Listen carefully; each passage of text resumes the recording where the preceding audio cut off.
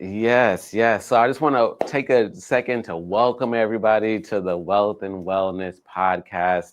And we will be talking about my special guest, which you guys already see right now. But so glad, one, to be here, and so glad that we get this opportunity to connect with you all again, especially in the ways that we connect. These are the ways that we genuinely have found our ways to speak to folks, as well as the topics and the subject matter that we would love to connect with you guys around.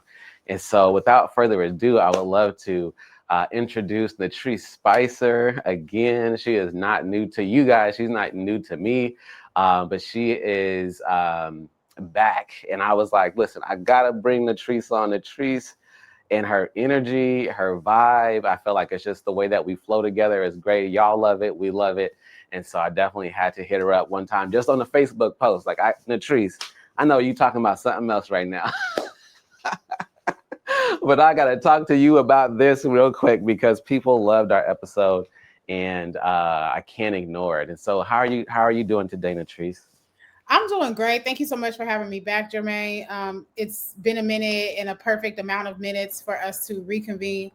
I'm glad and I'm grateful. Started an early morning meeting, 7:30 a.m.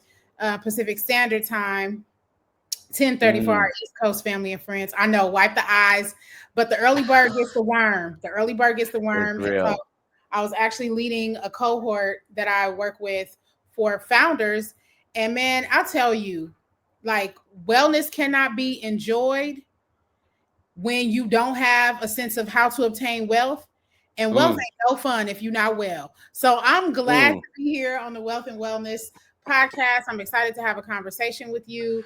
Just piggybacking off of things that you and I both feel are important to community. And I hope in the process we get to laugh, have a good time, be our colorful selves. Because why not? Who better than me? Who better than you? Right, right. No, I hear it. I hear it. I'm so glad that you said that because one thing that has motivated me to have this conversation and want to have these conversations on an ongoing basis is because you know how we hear the term health as well. And Mm-hmm. I'll be like, why do I feel like it's so separate, right? Why do I feel like it's Mm. like if we pursue health, that'll be the wealth that we'll have? And No. No, I'm sorry. I'm not trying to walk a million miles and be my most pure self and be it's woke, not broke. Okay. Like right. they are very much synonymous. Mm-hmm. They run consecutively, concurrently, indefinitely, Right. and and as a necessity. Okay. They go together real bad. Like you ever seen somebody who's well that never gets to take a vacation?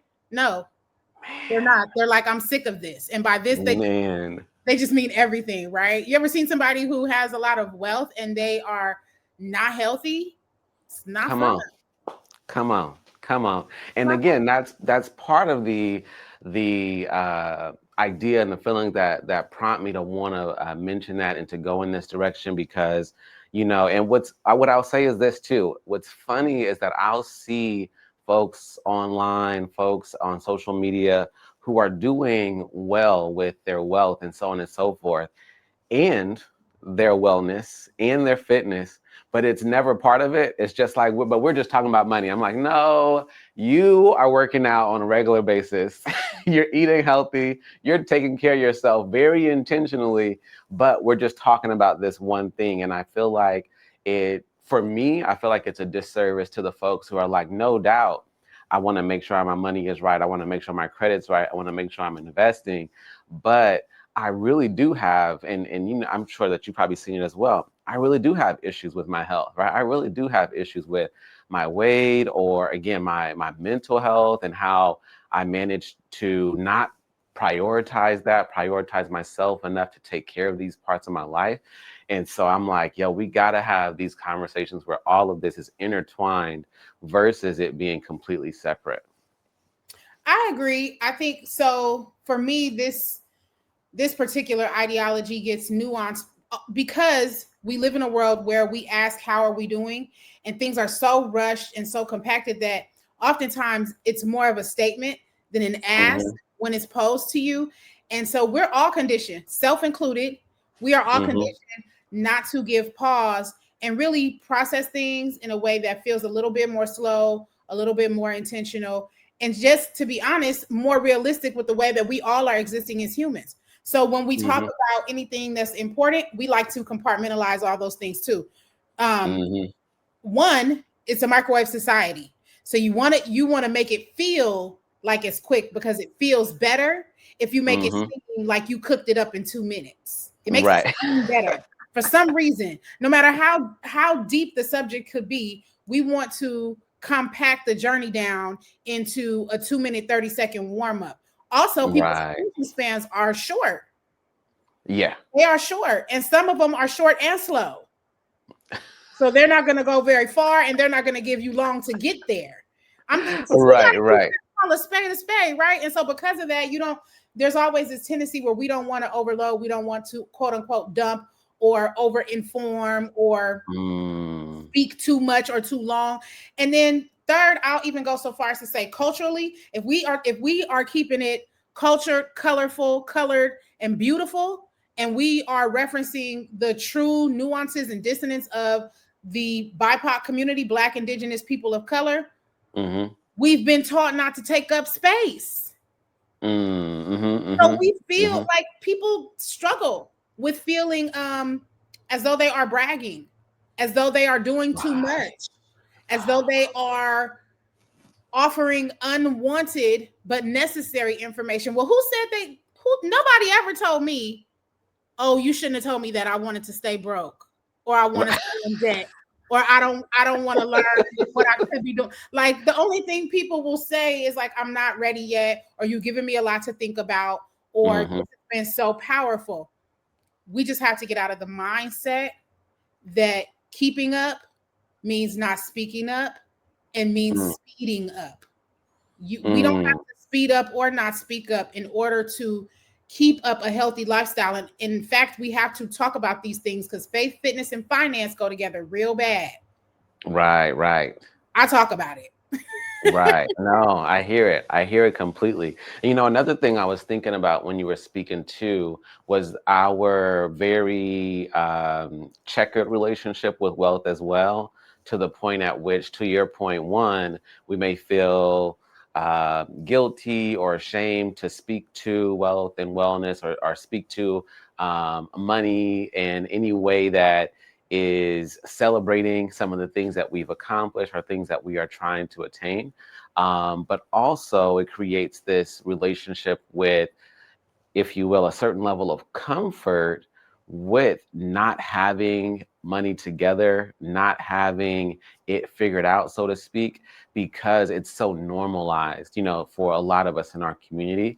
And so Mhm. that's another part of it too that I feel like adds to the difficulty with having some of the conversations, especially when you start bringing up the term, for instance, wealth, because I feel like, when we're talking about money, we talk about, we'll say, the slang terms, get in the bag, trying to get some bread, my Gouda, the whole, and so on and so forth. When we start talking about wealth, you start thinking about it's more than clothes, right? It starts to become more than, a car. It becomes more than something that is just our physical possessions, but it starts getting into our overall, if you will, what we say, net worth, but then also thinking about it generationally too. And I think that that is also a difficult conversation to have for a lot of folks, but again, a great reason for us having these types of conversations, so that folks can feel like, listen, I've been there, I know what you mean, that is difficult for me, but I know that I do want to make some changes, I'm willing to make some changes. I'm just trying to, one, find the folks that I can do that with, and or trying to figure out exactly the next moves that I need to make in order for that to happen. I agree. And I think a part of that is we, again, by being conditioned, right? If you look at the microwave ideology, right, where do microwaves come from? They come from this big manufacturing warehouse. Usually they're made just very similar, right? And so Hmm. there's a transactional line, if you will, warehouse line, factory line that they're being pushed down and packaged out. And we like to do life like that because it makes it feel pseudo good, not really good, not the good kind of good that it really is when we achieve some of these really important financial milestones, or have a very intentional plan about the life we want to live. Because let's be clear, wealth is not an amount. It is wealth is not an amount. It is an abundance. Right, right, right. So, but we like to create this warehouse narrative that everybody's either doing okay or they're not doing okay. There's two sides of a coin, the have and the have nots, or that um, it's normal to not be where you want to be or not reach those big ideas or financial milestones, when that couldn't be further from the truth. There are people who live in the gray, like shout out to the people in the gray. I'm one of them. Totally not where I was financially, but definitely not at the height of my huge, big goals and ideas and dreams, right? I intend to be a socialite and philanthropist. So calling it in, even just saying that, right, can feel uncomfortable to some people, because we are so used to the misnomer that if we create a unique identity, if we customize our joy, if we customize our wealth, if we customize what our experience looks like for us, and then articulate that, like saying that out of our mouths to other people in real time, we become the problem. Well, if I'm gonna be the drama, I'm gonna be the happy ballerific drama. I'm gonna be the got in my bag and didn't just get my cheese. I got my Gouda. Okay. I got my Skrilla scratch paper.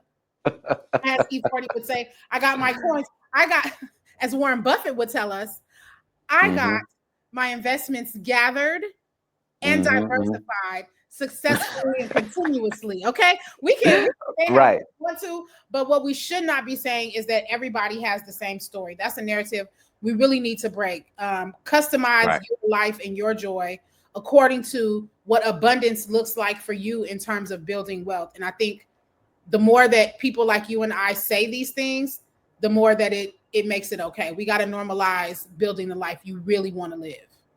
That's real. That's real.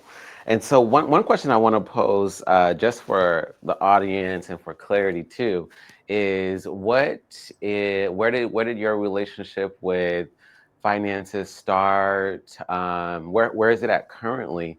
And just in terms of the profession, right? In terms of getting involved into helping people with financial literacy and any other financial services. So my relationship with finances and financial literacy actually began with learning how to make payment plan extensions for PG&E. So as a little girl, even before 10 years old, by way of being a product of a single parent family, living in public housing. I grew up in Sunnydale, San Francisco. That's public housing. Yes, we name our neighborhoods like a whole city, but that's Sunnydale. That's Sunnydale, San Francisco. For those who are not as neighborhood or hood acclimated. And I knew before I was, I'll say as early as 7 or 8, I knew how to negotiate with PG&E, how to pick up the phone, call them, look at the bill, understand what the bill was, make a decision instantly that that there was going to be so much food from food stamps, so much money that had to come cash for the good food, quote unquote, and that PG&E would be one of the top people that we would negotiate with. I'm gonna call PG&E first, then I'm gonna call rent, because if I can get the lights to stay on, then now I have confidence that you can keep me in my house even if I don't pay my full bill. So my relationship really started from a place of, in terms of my consciousness, right? Because there's several layers of how we build relationships with money, and one of them starts before we are born. Let's not forget that, right?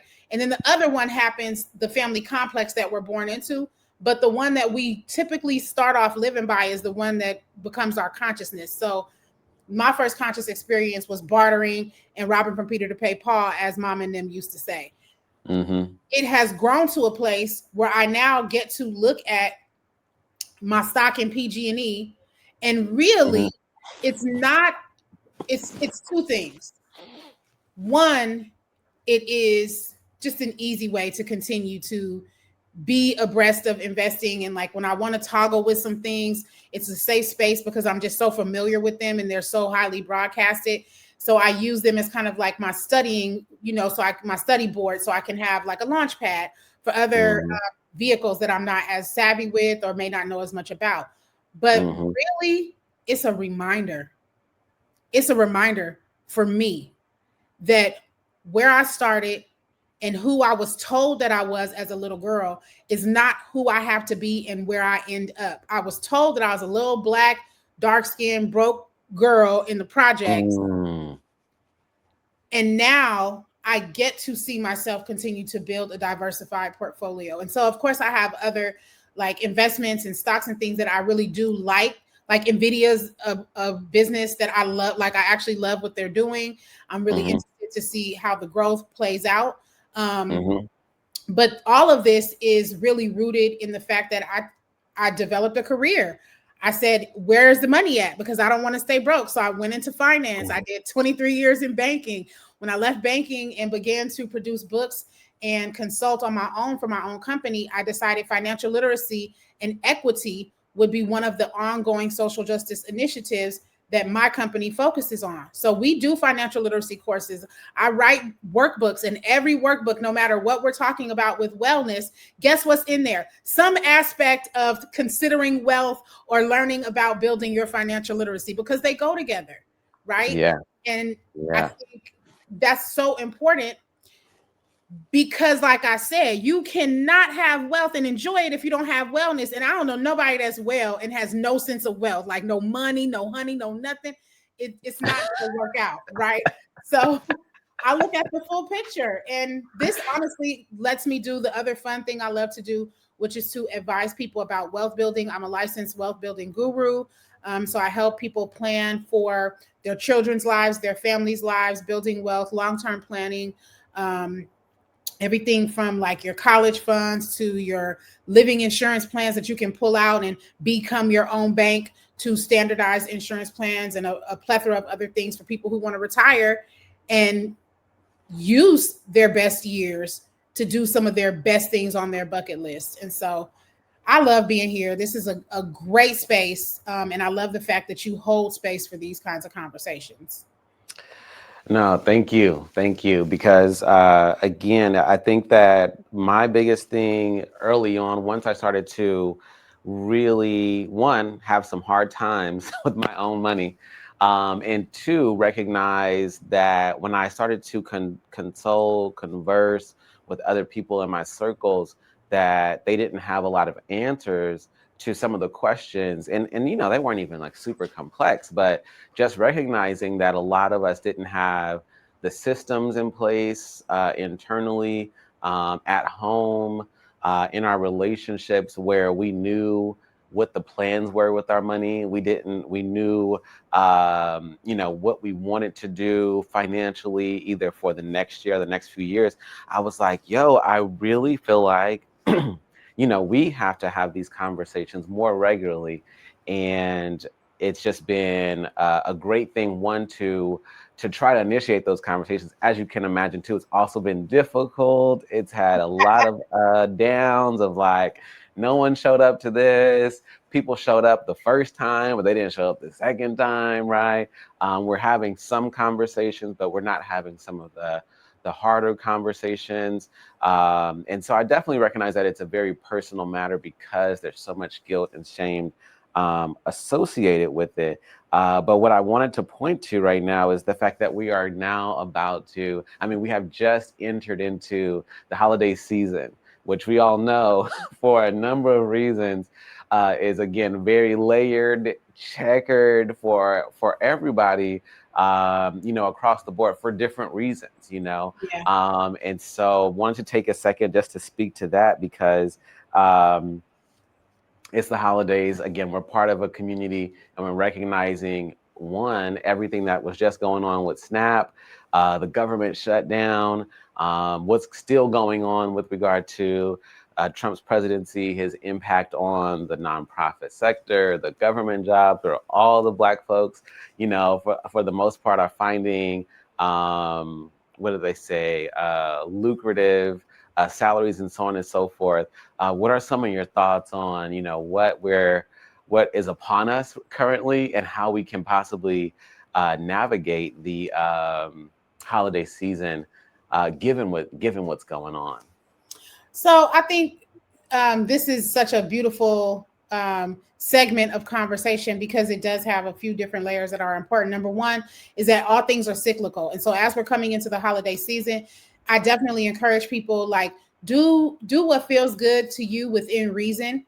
And so I go against some of the finance experts and the super hard up professionals who say like don't spend anything, like, or y'all better not buy another bag this Christmas. Like, for some people, being able to buy a nice purse is a life achievement. You really don't know people's individual story. And so with that, Mm-hmm. I will say that I think the holidays is a very intersectional time, specifically when we look at the broader lens of what's happening in this nation. I think from a family-based scope is very intersectional because it is the close of the year. It's when certain people, certain professionals are getting things like end of the year bonuses, or they have set financial goals early in the year. They've achieved those goals, right? They set out to save. Maybe they've been eating lunch from home, bringing lunch from home all year so that they could save up to buy their kids the latest PlayStation, right? Or to get Mm-hmm. themselves a new car, or to get a nice purse and like maybe take a weekend trip. Um, Mm-hmm. but there has to be some sort of okayness or acceptance of validating our hard work in order for us to keep working hard. So I definitely, Mm. suggest that we are mindful. But yeah, like do what you need to do to celebrate your hard work. I would also say this is a time where you should be doing what you need to do to recognize where we are as a nation. We've seen literally the country shut down and was not worried. Hear me good. Not worried. People were getting paid to not work, to make sure that humans could eat. We're not talking about making sure Mm. that people continue to make 6 and 7 figure salaries, although there were some people who were highly affected through their salary loss. We're talking about they didn't even make sure people ate. They didn't even make sure that everyone could receive their supplemental benefits, right? Right, So right. that tells you that we're in a time where if you're not securing your future for yourself and for your offspring, then you have to resign to the fact that you are okay with absorbing that risk. There's Right, no right. two way. That's where we have to be clear. Is Mm. either I am willing to do what I need to do to put myself in the best possible position for me and my family to thrive, or I am okay riding the wave of risk and taking the tide as it comes. And we see the tide can go real high because things are Right. really tight now for a lot of people. And so I would definitely sandwich that off with be kind to yourself, be kind to your cash, be kind to your coins. Love your coins, love your coins. Okay, family members, like be kind to your Right. presence over presence. Okay, Mm. you Mm-hmm. you are the gift. And sometimes Mm. you bless people by showing up. And guess what? Sometimes you bless people by not showing up. There are times where I'm like, this is one more family function. I love y'all, but can we zoom it? Right? Because I'm reaching, no, seriously, like I'm reaching my capacity. I've traveled all over. We have 3 interactions where everyone was invited to the family member's house Mm. who has the big house, the space. You're in the boonies. I love you, but can we zoom No, it's it? real. Like gas is not cheap. It's Food is real. not cheap. We're also in a time of year where it's the end of year and emotions run high, and we all run the gamut on a spectrum of mental, emotional balancing and health and wellness. And so Mm-hmm. I just think that it's really important we take all these things into account. Again, faith, fitness, and finance go together real bad. And it Mm-hmm. sounds cute to say things really quickly. We got all the presents, we took all the pictures, we did all the visits, but is it leaving you fulfilled? Right. Financially and physically. Because if it's not, then Right. you need to use some faith to just say, "Ooh, pray my strength to say no." Right. Right, right. No, that's super real. That's super real. We definitely run into that at our with our family, especially as, I have a sibling, he's married, his wife has a family, right? My wife has family. It starts bringing up these questions of, you know, how can we hit all the bases that we want to hit again in a given day or a given holiday season? And it definitely can get complicated, especially when you have certain strong personalities, or honestly, certain spots where you're looking forward to going. However, you really want to show support to the other invitation that you got. And so there's just a lot of questions that come up around, like you just mentioned, bandwidth of like, what can we actually do during this season, given all the people that we would love to see.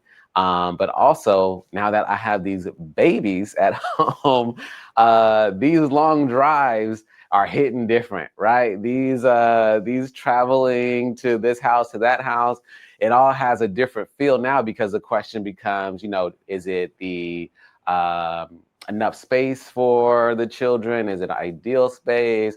Are there pets? Is the dog okay? Is the dog too big? Do they have control? Or again, the distance, and how that will interact with nap times and things like this. And so all of these types of things definitely play into who we're going to be able to see, when we're going to be able to see them, and what actually we can do just in terms of connecting with our relatives. But to your point about our spending, one thing that I just posted today, had a conversation at East Oakland Collective this week about sinking funds and the importance of just having some type of idea of how much we want to spend this holiday season on all the gifts and all the things. Because if we just look at it from the standpoint of what people want and what we want to give them, we can completely lose track of how much we have to spend, how much we're going to have to put on credit, when we're going to be able to pay it off, how much time we're going to need, how much interest we'll have to pay. Those types of things often we could get lost on those things, because we're not paying so much attention to our finances, but more so just to what we want to provide to our friends and our family. And so that's just something that I know has helped us in terms of having some type of control over how this season can impact us financially, versus just going, you know what, I'm going to get what I get and I'm going to figure it out in January. Are we going to figure it out somewhere between January and March, how we paid for Christmas? But definitely want to make sure to exercise wisdom in the buying and the purchasing of the gifts that we ultimately want to get for folks. I agree. And I think this goes back to the conversation about being honest about where we are and customizing our lifestyles and not making everything seem like it's on a warehouse performance line. And I think this is important, because when we create narratives that focus on making sure that as family members, extended family, and friends, we have safe spaces to come together and talk about our lifestyles, our goals, and what we are looking forward to. It does help put more clear parameters around our finances, our financial needs, ways we can be supported, and even some cool gifts. I think what happens when you start to get into these spaces where you have the family meeting, you have the cousin who calls a family meeting once a month. We're going to get together on Zoom and we'll just have a conversation. Let's everybody check in. Or we start the family chat where everybody checks in. Let everybody know what you start school. Let us know you change a job. You guys are having a baby. Your car breaks down. You have a terrible day. You break up, like whatever's going on, get in the chat and put it in the chat, or get in the meeting. And when we create these spaces as families, friends, and connected people, it allows us to think outside of the box for what the holidays can be like, right? Right. And so that goes back to what you were just saying about being mindful about gifts and purchases, right? Sometimes the long-term gifts, or the intangible gifts, the gifts that don't have a sense of immediate gratification, turn out to be the most fruitful gifts. I know stories and stories of aunts. Shout out to the aunties. Shout out to the aunties. We've been holding it down for decades on decades. But I know so many stories of aunts who would set aside little envelopes and, putting $1 here, $1 there for their nieces or nephews, starting from the time when they were born. Grandparents are infamous for saving, right? No, I'm serious, for saving. I know someone who has a mother who, when they turned a certain age and they were working, she started to charge them rent. But what she was doing was putting the rent in an envelope. When that person first moved away from home, they had an envelope to move out with, right? And so things like have a sense of delayed gratification, but a greater reward are so important. I mean, there's all kinds of things you can buy for the holidays or set up for the holidays that don't have to be an upfront. Sometimes it's even cheaper, Jermaine. I don't think people know. Like, like tell one of the kids you're gonna make them their own bank. And you just front load that thing with like $100. And that sounds like a lot, but if it does, you haven't been into any store where they sell anything for kids. The littlest toys start at $99.99. You can tell that baby you are going to make them become their own banker, and they will be their own bank, and you're going to grow millions with them. I guarantee you, they may look a little side-eyed, but they'll be excited, and even more so once they reach 18 and they see how much they've been able to save for college, a car, a house, whatever they want. Yeah. Right? Yeah. It's important to diversify our choices when we're looking at holiday shopping for sure. Right, right. No, I'm glad you brought that up because that's definitely one. Our son's first birthday will be in the middle of January, and so that's on the horizon as well. But it's brought up this question around the 529 plan, around the custodial accounts, and so forth, because the questions are one, how can we get ourselves into the routine of making sure that we're putting money into it, but how can we also encourage other family members to do it, family members and friends to do it, because it's new to us. It's not something that I remember my parents doing for me or us doing for my brother's children. However, I'm looking at it like, I mean, don't get me wrong, we like gifts, but if y'all could just take that 50, take at least 25 of it, right? And just put it here, we would just appreciate it, not just from the standpoint of how it will compound over time, but even just making that more of a routine, making it more regular and normalized versus, people feeling like they have to show up with gifts, one, or two, showing up with gifts and feeling like that's all that we would possibly ask for or desire.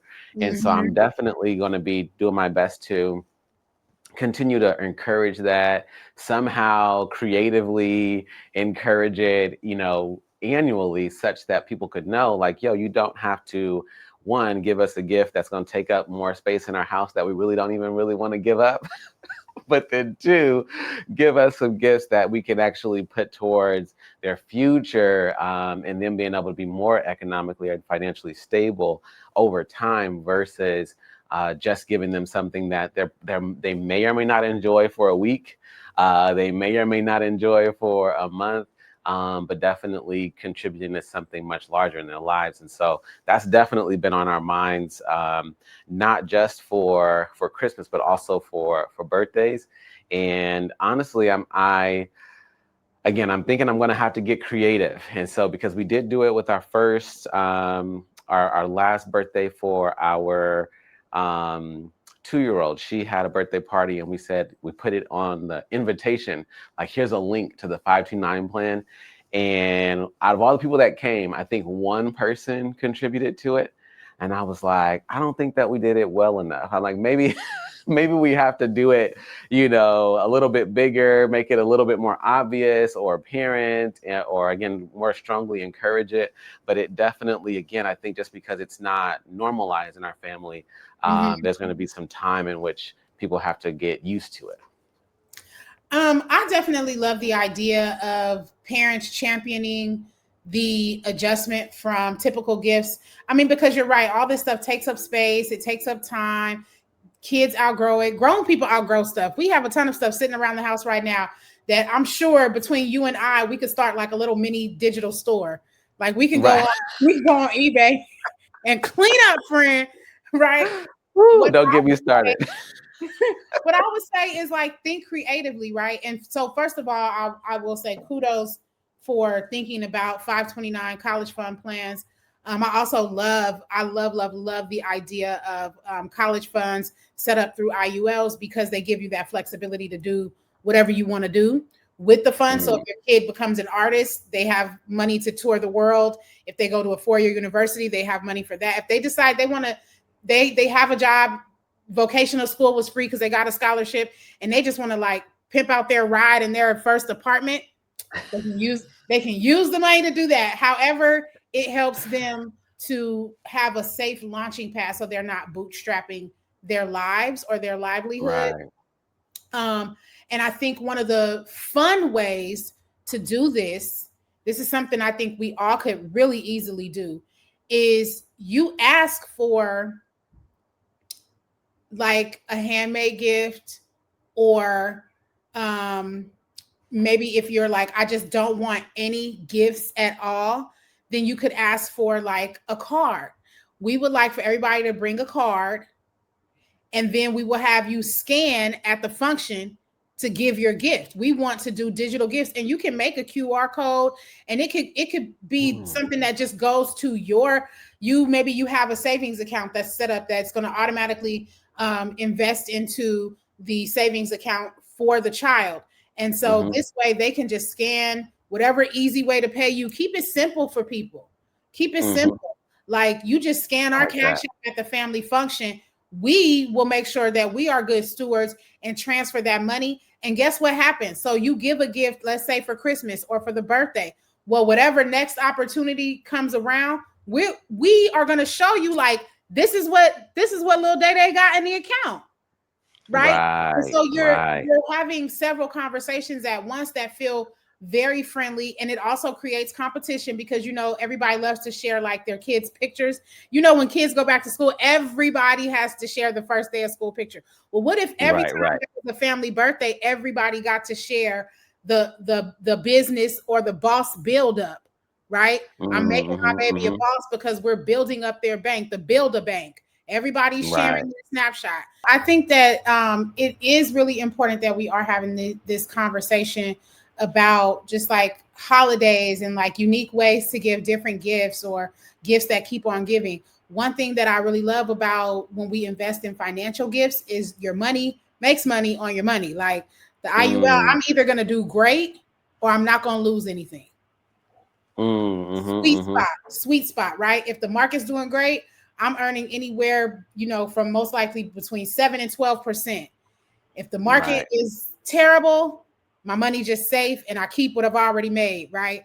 And I think it's Mm-hmm. important for us to consider those forms of gift giving. Also, because when you say everybody just give a card, and in exchange, we're going to give a card that has our QR code so that you can send a monetary gift to create a future baller or a future billionaire. I think it takes the pressure off of people, because if I'm Mm-hmm. somebody who has a limited budget, or if you're like me and you already have scaled how you have to divvy up whatever the pot is for gifts into people, right? You kids get so much, then here's the close adults I know I'm going to see, then there's the work people, I have to get the little $25 white elephant gift but make it nice. Then it takes the pressure off, because there may be somebody who doesn't even have a budget to actually buy a bunch of gifts, which goes back to the Mm-hmm. conversation that you mentioned around credit and spending. Now, one thing we do is we do the warehouse method. Oh, everybody's on the assembly line of debt. Everybody's doing it anyway. Everybody's ordering everything off TikTok, Amazon, Instagram, Sheen, Fashion Nova, Game Time, and we all in debt because you have to buy these things, don't you? Because it's the holidays plus your decoration. Well, Mm. instead of placing so much pressure on ourselves, if we do things like invest in these unique gifts you're mentioning, we can show up and $1 is celebrated just as much as $100, right? Because you're Right. still, every person who gets the card and they scan the card, I don't have to announce that I gave $1. I can say, oh, I gave my gift.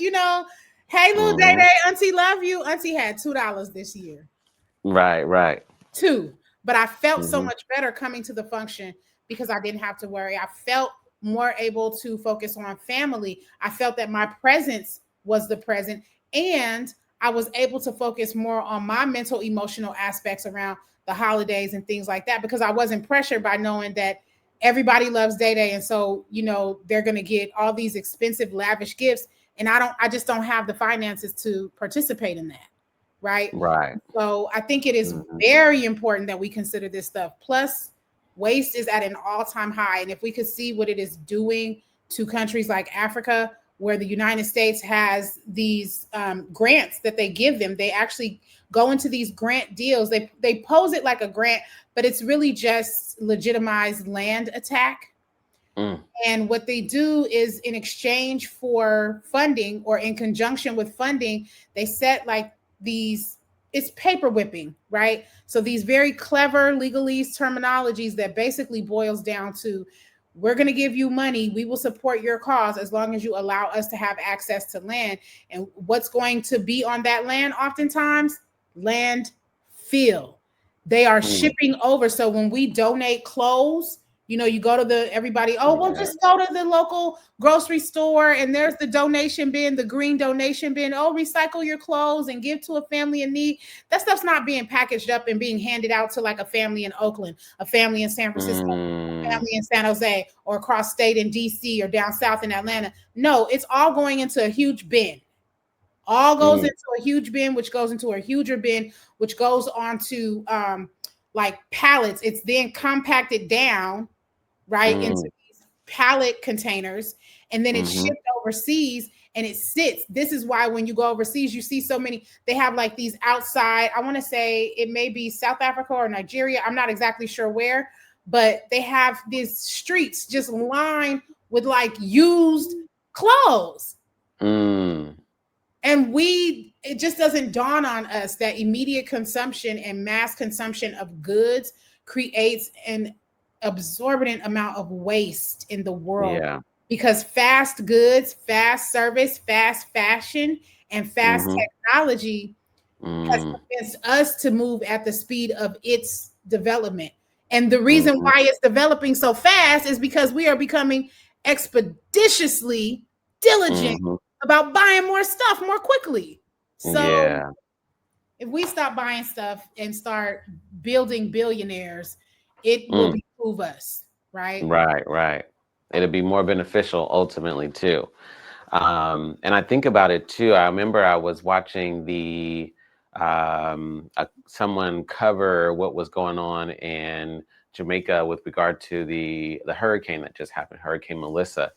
And I remember seeing a guy talking to the cameraman who had maybe like a polo shirt on or like a Tommy Hilfiger shirt on, and it's just going back in my memory of how I'll see that happening in a number of places, right? Where we could be watching a documentary or a short news scene on a place in Africa, a place in Central or South America, a place in, the East, in which there's a lot of poor folks, but they'll be having, right, a Hampton shirt on, or rather what I would say like a Yale shirt on or something like this.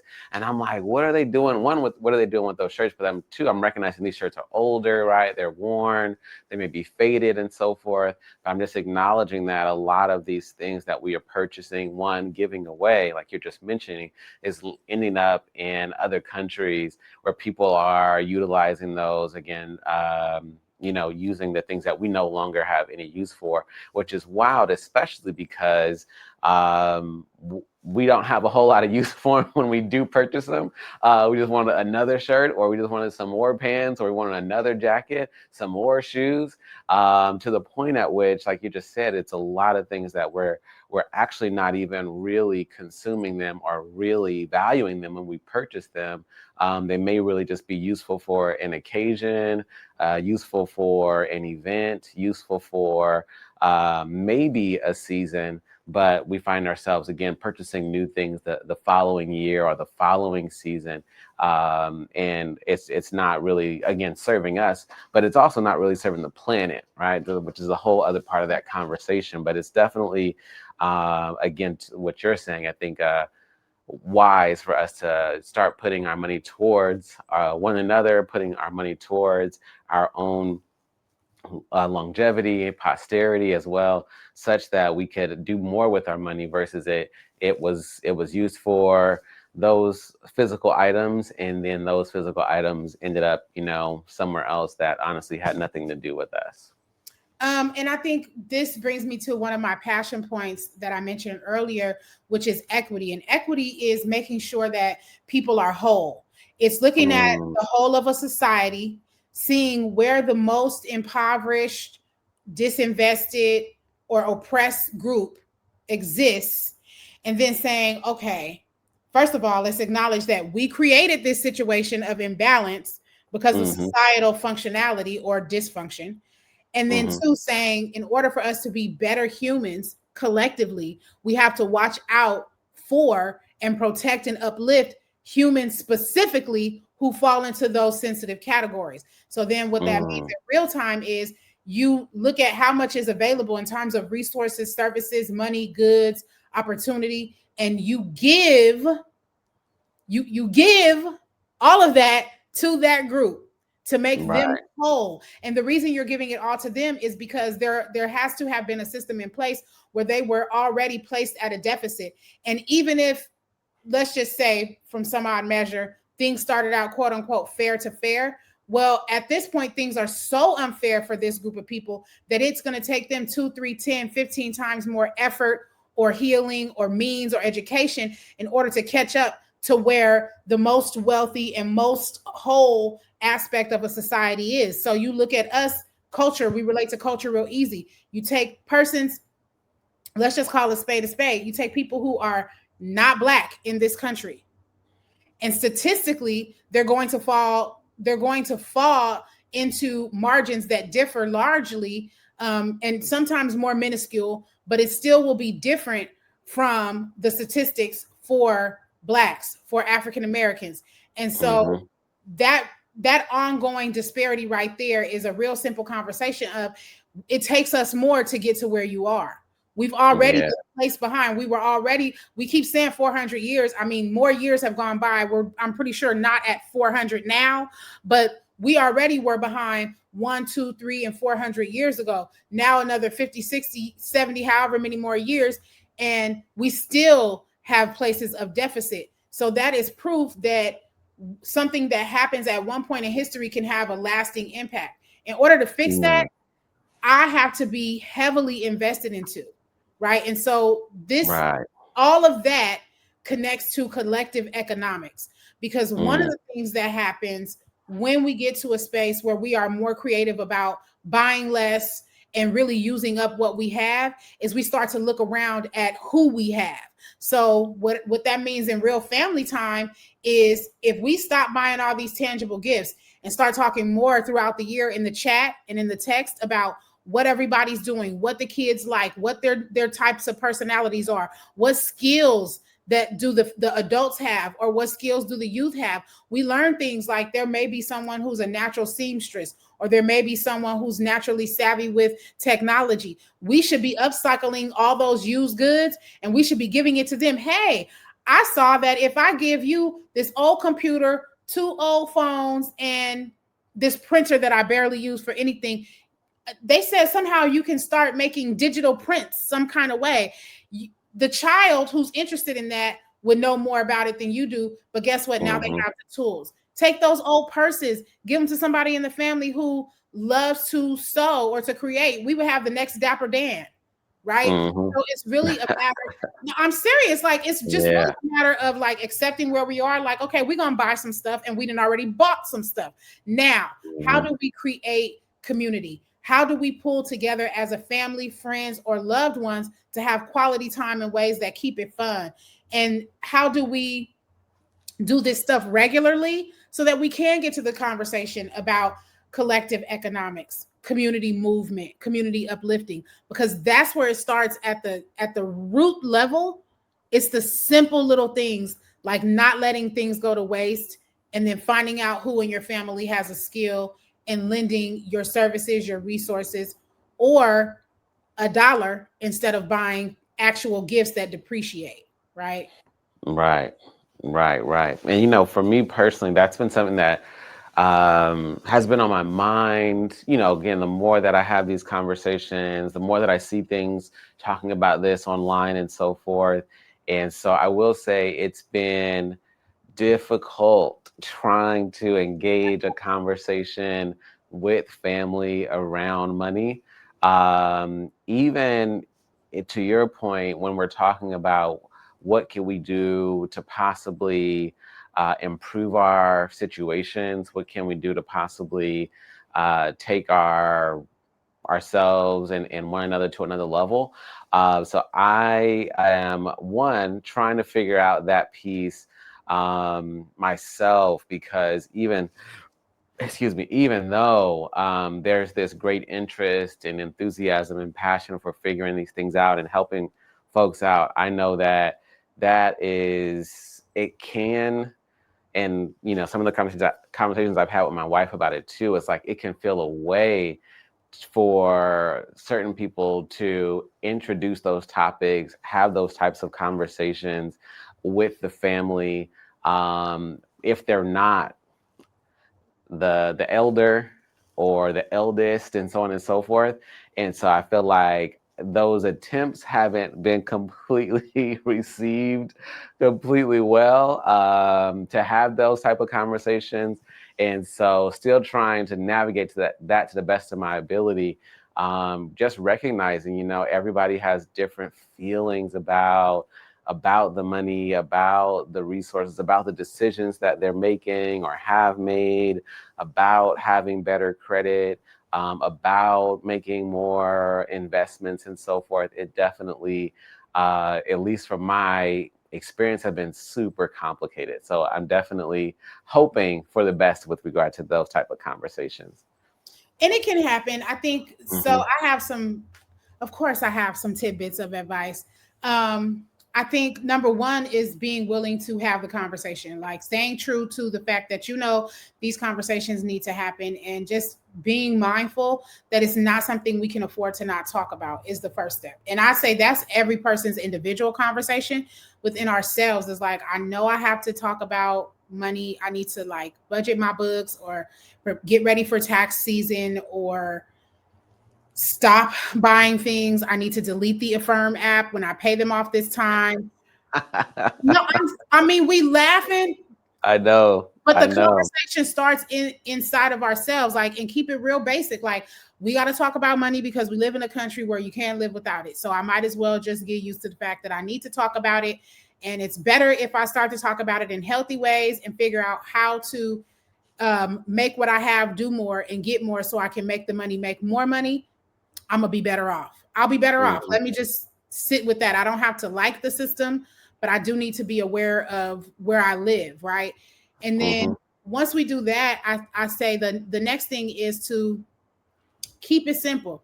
Keep it simple, sweetie. Give it just a kiss. Chef's kiss. Everything doesn't have to be this long, drawn out process. Like, if it's about saving money, cut something out. There's always something to cut out. And if we are someone who is in a position where they may be underhoused or jobless, or has a single parent family but has multiple children, or even one child, because one child alone can be expensive, then it's a Mm-hmm. matter of looking at resources that you can cut in, right? Sometimes it's just cutting out the alienation. There's always some kind of adjustment, whether it's adding into our community of support or subtracting from our expenses or lifestyle. And then three, once we get to be the person who wants to talk about these things, and again, it doesn't matter if I'm on the spectrum of needing to get together financially or being financially savvy. If I want to talk about it, the best way to go about it is just a little drip. Because even for the family member Mm-hmm. who's in need, like, well, I just need everybody to give me $100 so we can get to $1,000. I'm trying to pay this rent. Just a little drip. If you go in hard, right? Mm-hmm. We know that we have a tendency to shut down. And this works on the other spectrum too, for people like you and I who tend to be the educators or the family financial fitness motivators. Just a little drip. They're gonna follow the drip. You know when you get Mm-hmm. dressed and you put on your stuff, and sometimes you'll look at something you like, oh, okay, now that's too much. That's Mm.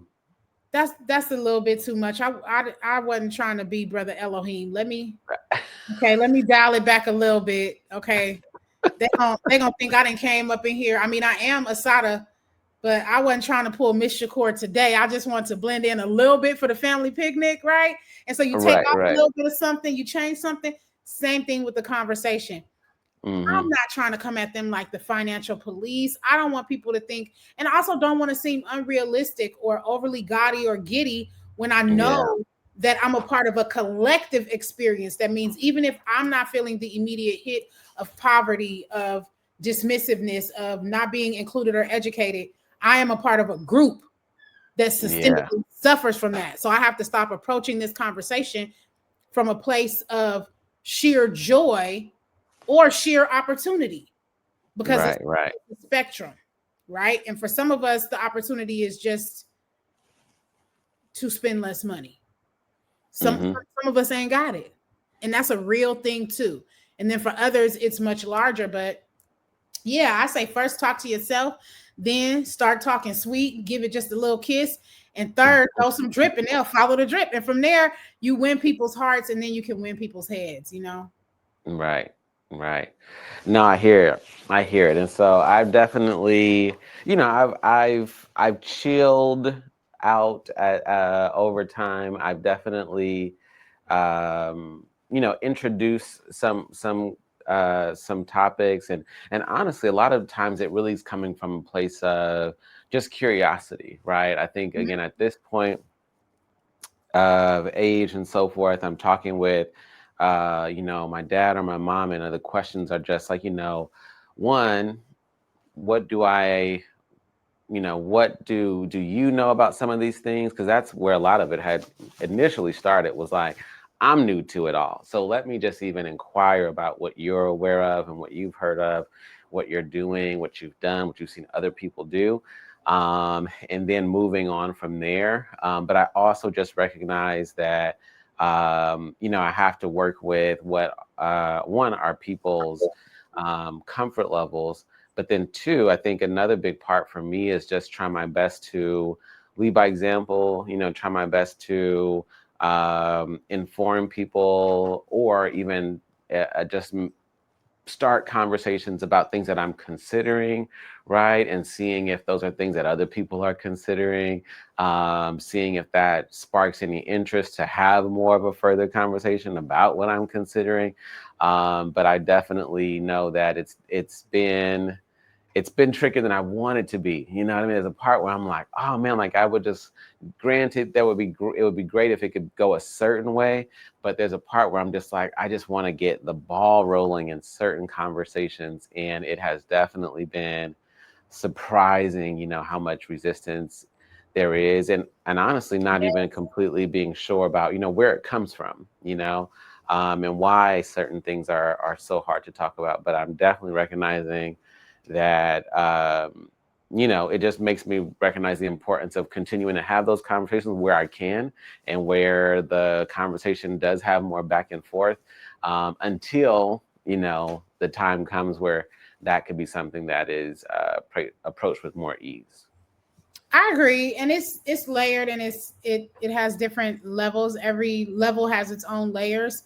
Um, I do think that it's something that we just have to give ourselves. And I know, on one end I said we don't have time, but on the other end, we, the leaders, the experts, the professionals in this arena, or even just the family members who are wanting to continue to talk about these things, because you don't have to have a professional background to say let's not be broke.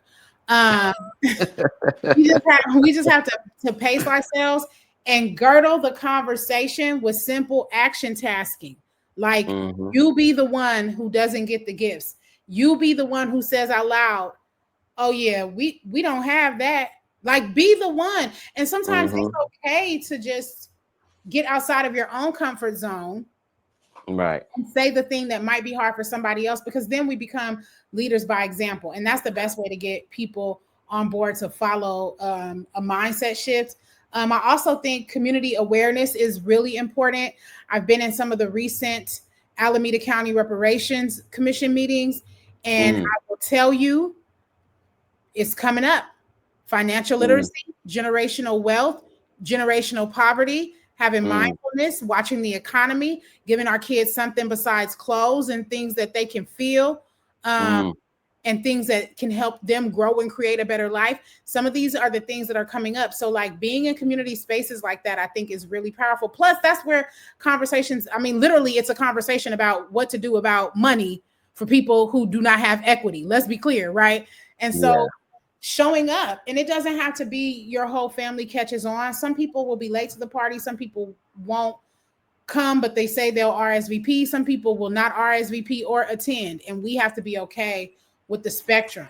We have to be okay Yeah. with the spectrum and really just do our parts. And I think that leads me to something that I want to spill a little bit of tea about, because I know this is something that's an easy way for people to start having the conversation and get involved. But we are up to a little bit of something. And I'm Right. excited. I'm excited. We don't have to spill the beans just yet, but I think it's important to have like fun, community-based things that bring us all together, and just create normalcy about being family focused and being intentional about the way that we tend and steward our communities. So I'm Right. excited. Right. Right. And I think it'll be a good time to jump into it. Because yeah, I mean, honestly, I'm not sure how how we're doing on our time frames, but it's definitely something that again, I think given the spaces that I frequented, the spaces that you frequent, the spaces in which we are able to creatively one express ourselves, express a lot of our concerns, express the things that we love, the things that we hate. I feel like there's been this desire in me for a number of years to have more conversations around finances with the folks who one are the artists, and two love the artists. Right? We come to the events, we come to the shows, and we love to see what people have created, what they've been working on. And we also may love to create. And I'm like, I know that there are some spaces in which, or rather many spaces in which we all have our own 9 to 5s, because, maybe poetry or maybe music hasn't become the staple that we have in our lives that's providing all the finances that we need. However, there is this nevertheless this need for this conversation of, okay, what are we doing with our money, right? how Right. how do we use it? How do we better use it? How do we use it to advance what we're trying to do collectively, but also how do we use it to better advance what we are trying to do individually, right? For ourselves, our families, our loved ones. And so, yeah, again, I reached out back in, I want to say it was October, and we started connecting, piggybacking off of an event that I did last year in March, and just being like, man, one, I would love to do this with someone else. And then two, I know that the people that I have are really on my heart. Again, are the artists and those who love that creative expression and so forth. And so we haven't decided on a date, right? But we are planning on doing an event in April.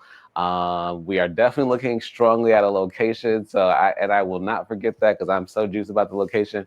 But definitely, again, want to have an event where we're talking about financial literacy, but we're also combining that with the poetry, combining that with the spoken word, and, if you will, creative expression. One, so that people can have a great time, but then Right. two, so that we're really coming away with something that tangible, that we can utilize, that we can build upon for I want to say years to come, but we'll see, right?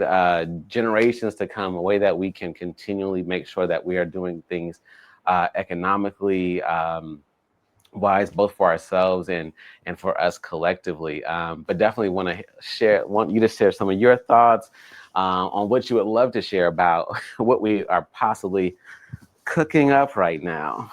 Oh man, Chef Curry with the pie. I'm so ready. Like, put me in. I have my jersey. I've been shooting in the gym by myself, ready to be on the Mhm. team. I think that it's a beautiful thing when we can come together to do anything that's culture based, that celebrates us, that uplifts humanity, that celebrates people coming together and caring about each other. I think it gets even better when it can be fun. And I think it gets even gooder than good when it can be prosperous for a collective purpose. So like it feeds into everybody. Everybody who comes gets something, gets edified, feels seen or heard or acknowledged or cared about, and has access to information that they may not have access to every day. And so I'm not going to open the can of worms of how my big vision is for this, but I'm just telling y'all, it's me. Y'all know, like, energy, love, inclusion, excitement. Like, we definitely gonna have some spoken word. We're gonna pop off for the artists and whole space. We are definitely going to have some motivational speaking. Y'all know it's the things that I love. I have to have all the things wherever I go. We're going to support space for entrepreneurship, space for nonprofit. Like, I'm going to just say that once you get in your email and you see what I sent you, you're going to be like, this woman and her vision is crazy. Like, she really just went there. But in my mind, it's normal. In my mind, what I sent is like the bare minimum of like what we could be doing. And when you look at community, how many different things we have access to, how many different movements are happening right now, particularly in Alameda County, it doesn't make sense why not to. I mean, and I'm always in a revolutionary city like Atlanta, DC, Bay Area. So everywhere I go, we talking power, movement, excellence, education, enhancement, wealth building, collective energy, collaboration. Like, to me, it's just normal. So I want us to just be normally excellent. So y'all just stay looped in. Okay. Wealth and Wellness Podcast is going to make sure that the deets go down, and that the word gets out. We'll be working behind the scenes, but I'm so excited for this event. This is going to be so dope. This is going, I'm telling you, it's going to be so dope. I know you like, what did I just get myself into with her? Increasing her crazy ideas. But this is why people call me. People don't call me for like regular standard curriculum, or run-of-the-mill program or typical events. You want something curated. I told you this is about a customized life. So we're gonna customize some community collaboration and excitement and bring the people out. Y'all come on, come out and be not broke. Right. No, I hear it. I'm loving it. I'm loving it. And honestly, a conversation I was having with a mentor the other day is I don't want, so I'm sure that you've seen it and heard about it too, but a lot of Black African American entrepreneurs, we do things that are that, if you will, to some degree, are safely ran by one person, so we end up being solopreneurs. We just end up doing this thing where it goes, okay, like, this is my operation and I'm the employee and the one who runs it, and that's enough. And honestly, I'm not even sure if that is everyone's perspective as much as it may be some of just like the results so far. It's just like, well, the business isn't there, and so therefore, while it's still here, it's just me, it's just what I'm doing here at home or somewhere else. But with that being said, I was having that conversation. I was like, I want to be either sensitive, also intentional about making sure that I'm not thinking too small, because I know it's comfortable. It's more comfortable.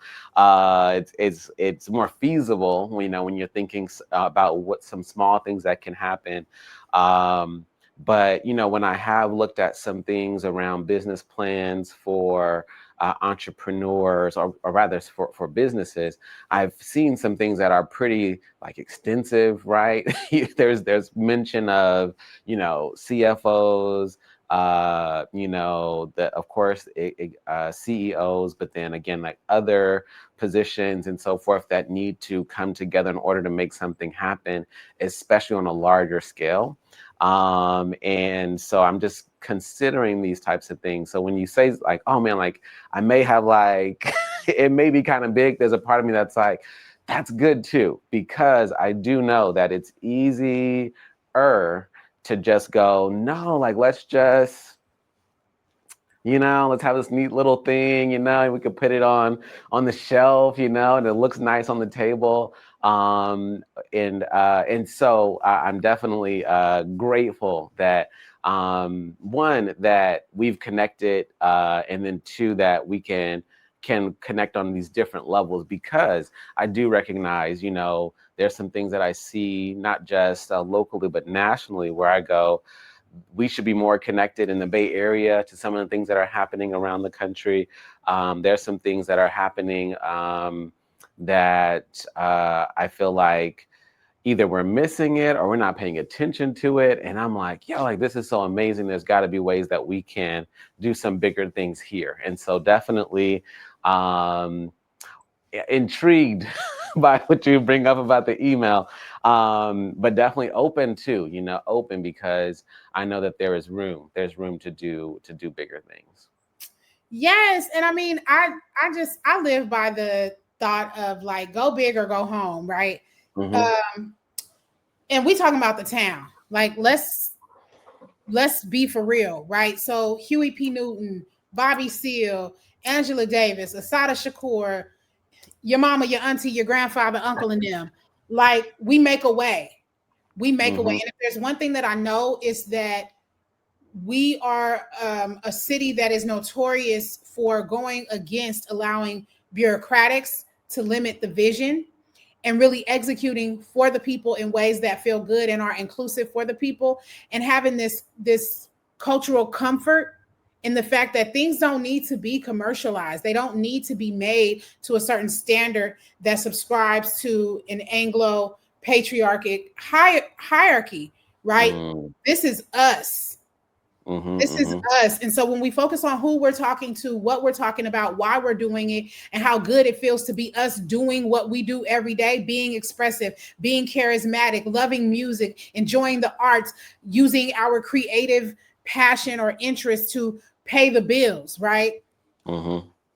It's real simple in my mind because this is what we Right. do every day, all day anyway. And so I'm definitely excited to talk to you offline. But I'm just showing up like, yeah, the CFO, the CEO, all that paperwork. I do all of that as well. Hmm. That's Hmm. between me Right. and my Right. computer. That's me in computer mode. Me in people mode is people.